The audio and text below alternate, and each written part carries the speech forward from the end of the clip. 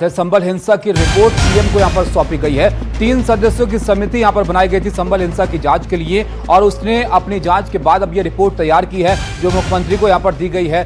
अब इस रिपोर्ट पर चर्चा कैबिनेट में होगी, उसके बाद फिर विधानसभा में इस पर चर्चा की जाएगी। संभल में आपको बताएं पिछले साल नवंबर में मस्जिद को लेकर जो दावा किया गया था हरिहर मंदिर होने का, उसके बाद तनाव वहां पर पैदा हुआ था। उसके बाद एक हिंसा संभल में हुई थी और उस पर बड़े स्तर पर तनाव के हालात पैदा हो गए थे संभल में, और उस मामले पर यह रिपोर्ट यहां पर अब तैयार की गई है जिसमें कई महत्वपूर्ण सवाल इस हिंसा के बाद कि आखिर कौन लोग थे इस हिंसा के पीछे, कैसे ऐसे तनाव के हालात वहां पर बन गए, इन तमाम सवालों के जवाब इस रिपोर्ट में शायद यहां पर मिलेंगे। संभल में सिर्फ 15% हिंदू बचे हैं। रिपोर्ट में एक बड़ा खुलासा सामने आया है। आजादी के वक्त संभल में 45% हिंदू थे। रिपोर्ट में ये भी जानकारी जो है वो शामिल की गई है। तो ये बड़ी जानकारी, बड़ी खबर इस वक्त हम आपको बता रहे हैं क्योंकि संभल हिंसा की रिपोर्ट जो है वो उत्तर प्रदेश के मुख्यमंत्री योगी आदित्यनाथ को सौंप दी गई है और उस दौरान जब ये रिपोर्ट सौंपी गई उसकी तस्वीरें भी आप देख रहे हैं। दूसरी तरफ संभल का वो मस्जिद जिसको लेकर पूरा विवाद है, लेकिन इस रिपोर्ट में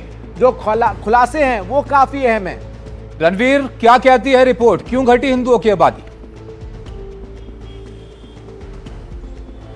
देखिए, रिपोर्ट में बताया गया है कि आज़ादी यानी 1947 से लेकर अब तक कुल 15 दंगे हुए और इन दंगों में हिंदुओं को निशाना बनाया गया। इस रिपोर्ट में ऐतिहासिक तथ्यों के आधार पर यह बात कही गई है।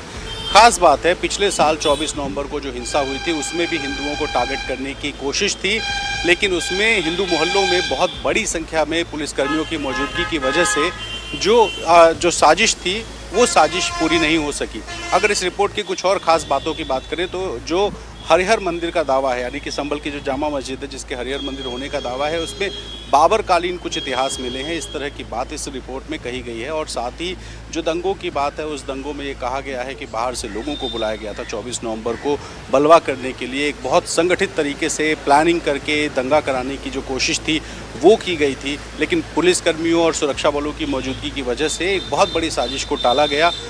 मौत ज़रूर हुई थी फायरिंग की वजह से, जो असलहे लहराए गए थे, लेकिन ये पूरा एक षड्यंत्र था, ये बात कही गई है।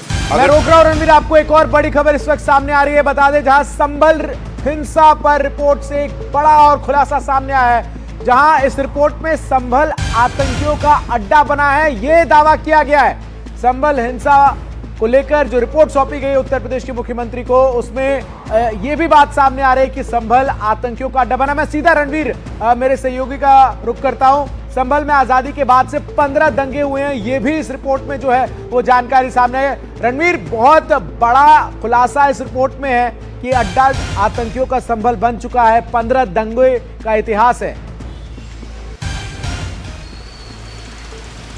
देखिए, जो संभल नगर पालिका की जो बात है, संभल नगर पालिका में बताया गया कि आज़ादी के वक्त जो आबादी हिंदू मुस्लिम की थी वो 55% मुस्लिम थे और 45% हिंदू थे, लेकिन वक्त के साथ हिंदुओं की आबादी घटती गई, कुछ मारे गए, कुछ वहाँ से पलायन कर गए, कुछ को पलायन करने के लिए मजबूर कर दिया गया। और अगर वर्तमान डेमोग्राफी की बात करें तो 85% मुस्लिम हैं और 15% हिंदू रह गए हैं। यानी कि 30% हिंदू जो आज़ादी के वक्त वहाँ होते थे उसका अगर रेशियो निकालें तो 30% हिंदुओं का या तो पलायन हो गया है या उन्हें पलायन करवा दिया गया है जबरन।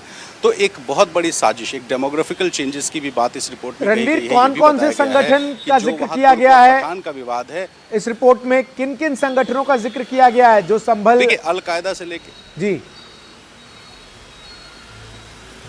अलकायदा से लेकर के अलग अलग जो संगठन हैं उनके एजेंट्स यहाँ सक्रिय हैं, ये बताया गया है। आतंकियों का अड्डा बन गया है। बहुत से ऐसे लोग हैं जो आतंकी संगठनों से जुड़े हुए हैं, उनके लिए काम करते हैं, लोगों को संगठित करने का काम है। फंडिंग होती है बाहर से और जो वहाँ हिंसा फैलाने की जो साजिश है उसके लिए बाहर बैठे लोग जो हैं वो भी उसमें काम आते हैं। इस तरह की भी बात बताई गई है। तो 3 सदस्यीय कमेटी ने जो मेन बातें बताई हैं फिर से दोहरा देता हूँ। आज़ादी के बाद से 15 दंगे हुए जिसमें ख़ास तौर पे हिंदुओं को टारगेट बनाया गया। 24 नवंबर को जो हिंसा हुई थी उसमें भी बाहर से लोगों को बुलाया गया था और बाहर से लोगों को बुला करके हिंसा में बड़ी संख्या में हिंदुओं को मारने की साजिश थी। दूसरी बड़ी बात, इसमें जो डेमोग्राफिकल चेंजेस की बात है उसमें नगर। रणवीर, एक और बड़ी खबर यहाँ पर बता देते हैं, आपको यहाँ पर रोकना चाहेंगे। संभल हिंसा पर रिपोर्ट से जो बड़े खुलासे हुए हैं वो हम आपको लगातार बता रहे हैं। रिपोर्ट ये कहती है कि 1947 से दंगे में हिंदू मारे गए और पुलिस की मौजूदगी के चलते यहां पर हिंदू बचे हैं। जो हालात फिलहाल हाल में यहां पर पैदा हुए थे संभल हिंसा पर, रिपोर्ट से ये बड़े खुलासे निकलकर यहां पर सामने आए हैं। रणवीर, जो संभल में दंगों का इतिहास रहा है उसको लेकर सवाल यहां पर उठे थे। जो हालात नवंबर में पैदा हुए थे उसको लेकर रिपोर्ट यहां पर क्या कहती है, और जो संभल में नवंबर में हालात पैदा हुए उसके पीछे कौन लोग थे? अगर बाहर से लोग बुलाए गए तो किसने बुलाए? देखिए, बड़ी संख्या में गिरफ्तारियां हुई हैं, बहुत सारे लोगों से पूछताछ हुई है, अभी भी बहुत सारे लोग इसमें शामिल हो सकते हैं। और अगर 24 नवंबर की हिंसा की बात करें तो उसमें बताया गया है कि संगठित तरीके से कहीं ना कहीं इसमें एक साजिश ये थी कि 24 तारीख को वहां पर सर्वे होगा। इस बात की जानकारी स्थानीय लोगों में जो साजिशकर्ता थे उनको थी। इसके में कौन था? संभव है कि जो मस्जिद के संचालक थे जिनकी गिरफ्तारी हुई थी उनकी वजह से, क्योंकि ज़िला प्रशासन को उनको बताना था कि वहाँ पर सर्वे की टीम इतने बजे पहुँचेगी, ये लोग होंगे, इतने लोग होंगे, सुरक्षा के तमाम इंतज़ाम होंगे। तो जो ज़िला प्रशासन ने गोपनीय रखा था वो बात आखिर लोगों तक कैसे गई?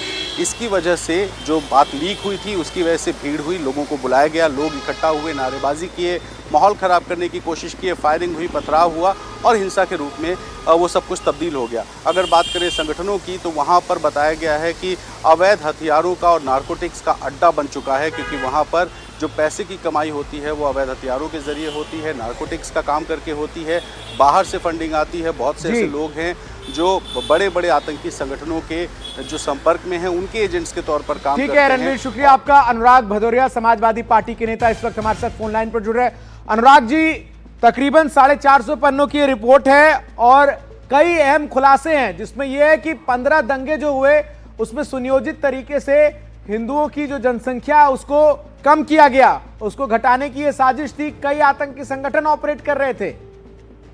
अब देखिए, कमाल की बात यह है, 8.5 साल से भारतीय जनता पार्टी की सरकार है।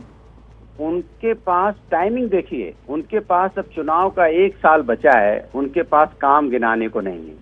अब ये आप ध्यान भटकाने की बात इन्होंने शुरू कर दी। अरे भैया, इसके पहले बीजेपी की भी सरकारें रही हैं, ऐसा तो है नहीं 8.5 साल से इनकी सरकार है। उसके बाद राजनाथ सिंह जी थे, कल्याण सिंह जी थे, केंद्र में इनकी सरकार है। और इनके पास क्या है कि ये नहीं बता सकते कि आज उत्तर प्रदेश के अंदर में बेरोजगारी से लोग परेशान हैं और इंडस्ट्री बंद हो रही, मैन्युफैक्चरिंग यूनिट। 50% अमेरिका में टैरिफ लगा है। कानपुर की आप रिपोर्ट उठा के देख लीजिए, आप वो रिपोर्ट उठा के लिख लीजिए जहाँ पे मैन्युफैक्चरिंग अपने मुरादाबाद की, आप उसकी देख लीजिए जहाँ शूज बन रहे हैं। सारी फैक्ट्री 50% यूएस टैरिफ लगने के बाद एम्प्लॉय की छटनी होने लगी है, क्योंकि वहां पे रोजगार बंद हो रहा है। लेकिन अनुराग जी, संभल के मामले की अगर हम बात करें, तमाम मुद्दे तो आप उठाते हैं। संभल तो ऐसी जगह है जहां से मुलायम सिंह खुद सांसद रहे हैं। अगर वहां पे इस तरह के दावे रिपोर्ट कर रही है कि पिछले दंगों का इतिहास रहा है, उसमें हिंदुओं को टारगेट किया गया, तो उस पर आप क्या कहना चाहेंगे? अरे उसी पे आ रहा हूं मैं। हाँ, उसी पे रहा हूं, क्योंकि भारतीय जनता पार्टी बात नहीं करना चाहती विकास के नाम पे, इसलिए इनको सूट करता है ये सब राजनीति करना। ये रिपोर्ट बनवाना, रिपोर्ट पेश करना, फोटो खिंचवाना, रिपोर्ट दो फिर फोटो खिंचाओ फिर पब्लिक करो, इससे पता नहीं चला है मार्केटिंग। यानी समाजवादी पार्टी इस रिपोर्ट पर विश्वास नहीं रखते अनुराग भदौड़े जी? ध्यान भटकाने का काम कर रही है। ये सिर्फ जो असली मुद्दे हैं उस पर चर्चा नहीं करना चाह रही है। जो लोग परेशान हैं, जिनके घर में चूल्हा नहीं जल रहा है, जो बेरोजगारी से जूझ रहे हैं, जो बेरोजगारी के दर्द से परेशान है, उन पे बात नहीं करना चाहती। जो महंगाई से जिनकी कमर टूट गई उस पर बात नहीं करना चाहती। किसान परेशान, उस पर बात नहीं करना चाहती। मेडिकल व्यवस्था चरमराई, उस पर बात नहीं करना चाहती। आपके हिसाब से ये जो संभल में 45% से 15% हिंदू आबादी हो गई, ये कोई मुद्दा नहीं है? मुद्दा सबसे बड़ा यह है कि भारतीय जनता पार्टी मुद्दे को सिर्फ ध्यान भटकाने का काम कर रही है, इसके अलावा कुछ नहीं है। ऐसा तो है नहीं कि कोई भी चीज आज 2 दिन में होगी, 4 दिन में हो जाती कोई चीज। 8.5 साल से इनकी सरकार है ना। नहीं तो रिपोर्ट तो यही इशारा कर रही है ना कि पूर्व की सरकार की नाकामी रही है, पूर्व की सरकार की नाकामियां रही हैं। हाँ, 8.5 साल की सरकार किसकी है भाई? 1 डिकेड हो जाता है कम से कम।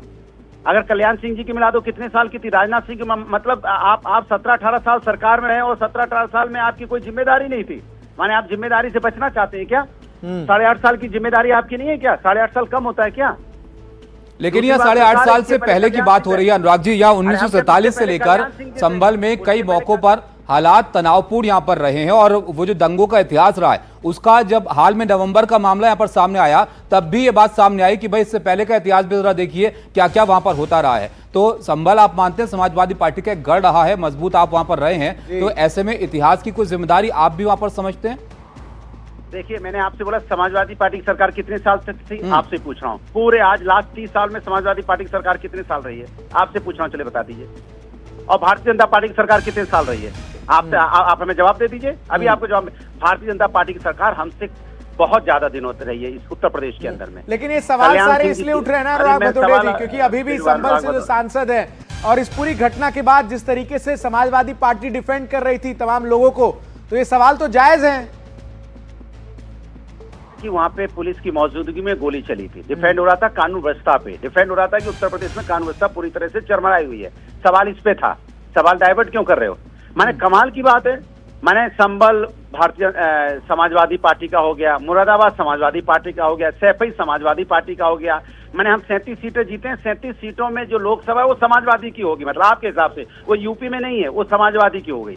जब 37 जिले माने 37 लोकसभा हमारी हो गई तो इसके मतलब आप समझ लो कि माने 37 लोकसभा मेरी, उनकी 33 है, तो जनता किसको प्यार कर रही है? अगर बीजेपी की बात, मैं आखिरी एक सवाल पूछूंगा अनुराग भदौड़िया जी, आप यानी आप समाजवादी पार्टी इस पूरी रिपोर्ट का खंडन करते हैं? इसी बात कर रहे हैं कि भारतीय जनता पार्टी सिर्फ और सिर्फ ध्यान भटकाने का काम कर रही है। वो 50% टैरिफ लगा है जिससे लोग बेरोजगार हो रहे, इस पर चर्चा नहीं कर रही है। महंगाई से लोगों की कमर टूटी है, हेल्थ व्यवस्था चरमराई हुई है, एजुकेशन व्यवस्था पूरी तरह से ध्वस्त है। उत्तर प्रदेश के अंदर में कानून व्यवस्था तो है ही नहीं। चलिए, तो आपको लगता है कि जो बड़े मुद्दे हैं उससे ध्यान भटकाने के लिए रिपोर्ट यहां पर ये लाई गई है जो संभल के इतिहास को थोड़ा सा यहां पर कुरेदती हुई नजर आ रही है, और ये रिपोर्ट जो कहती है कि 1947 से दंगे जब से हुए उसके बाद से एक लंबा इतिहास संभल में रहा है और हिंदुओं की आबादी साल दर साल यहां पर घटती चली गई है।